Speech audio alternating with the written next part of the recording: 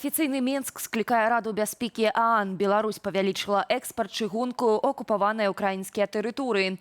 Услоўнымі мясцовым жыхарам бліжэйшымі днямі абмяжуюць доступ да пляжу.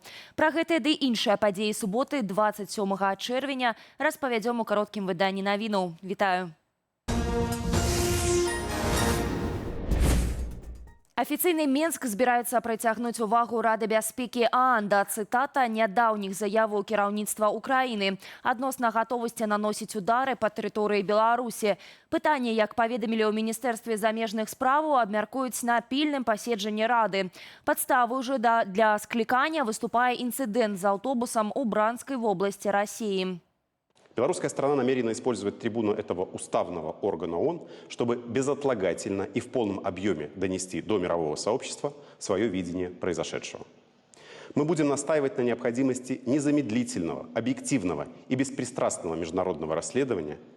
Подобные преступления не должны замалчиваться, а виновные уходить от ответственности. 17 чэрвеня на Браншчыне паводле расійскіх уладаў дрон пацэліў у аўтобус з беларускімі дзецьмі. Тады загінула адная асоба, яшчэ 6, большасць з якіх дзеці былі параненыя. Ва ўкраіне адмаўляюць датычнасць да ўдару. Там назвалі здарэнне правакацыяй з боку Расіі. Лукашенка ж 18 чэрвеня заяўляў пра украінскае паходжанне БПЛА. Аднак, маўляў, Менск пакуль не спяшаецца з высновамі і чакае праўды ад Кіева. Чаго можна чакаць ад гэтага паседжання Рады бяспекі ААН з улікам інфармацыі, якую там падасць афіцыйны Менск? Меркаванне ў эфіры студыі Белсат агучыў Дзяніс Кучынскі. Дараса Святлана Ціханаўская ў пытаннях дыпламатыі. Рэжым будзе чакаць, безумоўна, выставіць себе ва ўсёй сітуацыі ахвярай, змясціць увагу агулам міжнароднай супольнасці з уласнай адказнасці, з адказнасці рэжыму у саўдзеле ў гэтай вайне.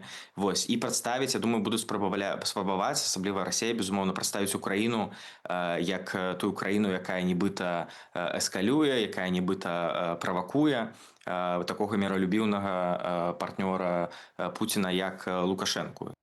Рэзкая змена тавараабароту. За першыя 4 месяцы году Беларусь адправіла чыгунку на акупаваныя тэрыторыі Украіны больш грузаў, чымся за ўвесь мінулы год.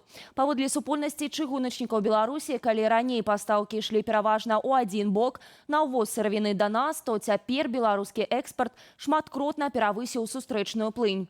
З пачатку года на акупаваныя часткі украінскіх вобласцяў і Крым з Беларусі з'ехалі 573 вагоны з грузамі. У той час, як у зваротным кірунку прыбылі ўсяго 67.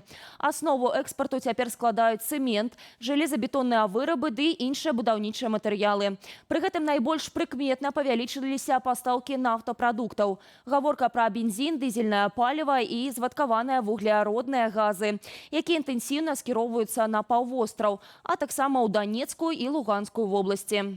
Сілавікі затрымалі мужчыну, які збіў пенсіянерку ў Менскім метро. Раней у сацсетках разышлося відэа, у якім жанчына апавядае пра канфлікт. Паводле пенсіянеркі нападнік накінуўся на яе ў цягніку каля станцыі метро плошча Леніна. Міліцыя знайшла сведкаў інцыдэнту, якія пацвердзілі, што незнаёмец штурхануў жанчыну сталага веку. Пасля затрымання свой учынак ён патлумачыў тым, што яму, маўляў, не спадабаліся гучныя спевы пенсіянеркі. Пацярпелая Валянціна Уціна, вядомая тым, што больш за 30 гадоў выконвае рэлігійныя песні на вуліцах Менску і ў метро. Цяпер праваахоўнікі ладзяць правяранне і высвятляюць усе прычыны канфлікту. Дзеянням затрыманага дадуць прававую ацэнку. Новыя падрабязнасці справы ксяндза Генрыха Акалатовіча апублікавала ініцыятыва «Хрысціянская візія». Паводле сведчанняў былых палітвязняў, КДБ амаль 9 месяцаў утрымліваў 2 парафіянаў святара ў СІЗА, каб прымусіць яго прызнаць віну. Сам жа Акалатовіч пасля вызвалення сваю справу не каментуе. Паводле крыніцаў «Хрысціянскай візіі» адначасова з ксяндзом затрымалі 2 вернікаў. Следствам патрабавала ад іх паказанняў пра нібыта сустрэчы святара з замежнымі дыпламатамі. Як сцвярджаецца, следчы адкрыта ціснуў на ксяндза праз парафіянаў, заяўляючы, што калі б Акалатовіч сапраўды любіў сваю паству, то падпісаў бы прызнанне. Тым часам улады Беларусі працягваюць распрадаваць маёмасць, канфіскаваную ксяндза, у тым ліку арыштаваныя іконы. Святара вызвалілі з кратаў летась у лістападзе. Пасля гэтага ён пакінуў Беларусь. У Слоніме ў самае лета закрываюць папулярнае возера Салдацкае. Доступ да пляжа абмяжуюць з 30 чэрвеня да 4 ліпеня. Сітуацыя абурыла мясцовых жыхароў. На тэрыторыі пляжу на Салдацкім возеры таксама пачалі высякаць дрэвы і спальваць расліннасць. Як піша паблік Слонім.лайф, тэрыторыю каля возера апрацуюць сродкамі ад кляшчоў. Мясцовыя ўлады паведамілі, што захады звязаныя з рыхтаваннем да ваенна-гістарычнай рэканструкцыі вызвалення Слоніму, прымеркаванай да афіцыйнага дня незалежнасці, што плануюць правесці на гарадскім пляжы. Сёння ў Беларусі будзе экстрэмальна спякотна. Тэмпература паветра ў асобных раёнах краіны падымецца да плюс 35 градусаў. У звязку з такім надвор'ем медыкі папярэджваюць пра павышэнне рызыкі харчовых атручванняў і кішачных інфекцый. Прычынай таму робіцца парушэнне правілаў прыгатавання і захоўвання прадуктаў, адзначылі ў рэспубліканскім цэнтры гігіены, эпідэміялогіі і грамадскага здароўя. Спажыўцам раіць цалкам адмовіцца ад закупак у месцах несанкцыяванага гандлю. У крамах варта звяртаць увагу на тэмпературу ў халадзільніках. Калі латок з таварам цёплым, браць яго нельга. Пасля адкрыцця упакоўкі прадукты псуюцца імгненна, таму спажываць іх трэба як мага хутчэй. А на пікнік з сабой абавязкова трэба ўзяць тэрмакантэйнеры. Каб утрымаць баланс у арганізме, медыкі раяць выпіваць да 2,5 літраў вады ці морсу за сутні. А вось ад алкаголю і газавых напояў лепш устрымацца. Спявае, свеціцца і танчыць. У Магілёве да Дня гораду адкрылі новы шматузроўневы музычны фантан. Чыноўнікі кажуць, гэта першы такі аб'ект у Беларусі і ўпэўненыя, што лакацыя станецца папулярнай у турыстаў. Тое пакажа час, а паглядзець на запуск новага незвычайнага аб'екту для гораду прыйшлі сотні магілёўцаў. Без каментара.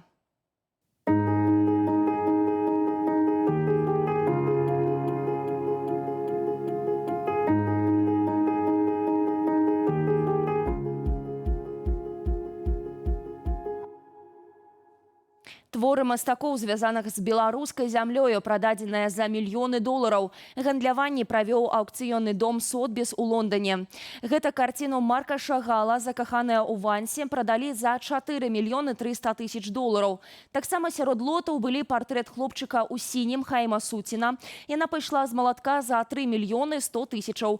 І гуаш Казіміра Малевіча «Галава селяніна», за якую новы гаспадар аддаў амаль 4 мільёны долараў. А вось самую дарагою карціною, прададзенай у гэты вечар, сталася аголеная натура Амадэо Мадэльяні, больш за 60 мільёнаў долараў. Пра развіццё падзею апавядуць мае калегі ў вечаровым выданні «Аб'ектыву» о 19 гадзіне. Заклікаю падпісвацца на нашы сацыяльныя сеткі, а таксама, калі для вас гэта бяспечна, паставіць лайк і пракаментаваць гэтае выданне ў Ютубе. Так вы падтрымаеце нашу працу і дапаможаце распаўсюду незалежнай інфармацыі. Беражыце сябе і заставайцеся з Белсатам.